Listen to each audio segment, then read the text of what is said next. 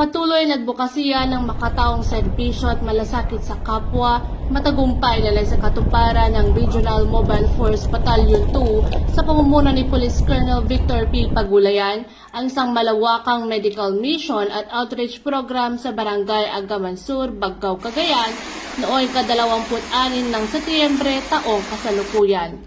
Ang aktibidad ay sinagawa katuwang ang iba't ibang ahensya kabilang ang Armed Forces of the Philippines, Local Government Unit ng Baggao, Pag-asa Foundation at mga civic organizations mula sa Northern Luzon Region 4. Mahigit 500 residente ang nabigyan ng libreng serbisyong medikal at dental kasama ng pamamahagi ng mga gamot, wheelchairs at iba pang pangunahing pangangailangan. Tampok din ang feeding program at pamimigay ng food packs na pinangunahan ni Ginoong Florante Bailon.